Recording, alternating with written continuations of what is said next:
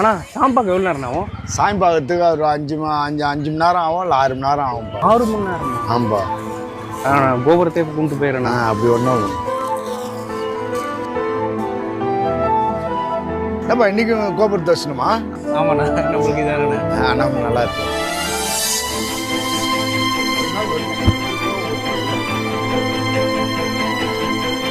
பாத்துட்டேன் சார். வெள்ளை சட்டை பொண்ணு இருப்பாரா? சாமி பாருன்னு சொல்லியிருந்தீங்களா? கொஞ்சம் சீக்கிரம் சொல்லுங்க. கொஞ்சம் இவர் தான் சீக்கிரம் போப்பா. பாத்துட்டேன் சார். வாங்க போலாம் வாங்க சார். அதை கூட்டின்னு வரேன் சார்.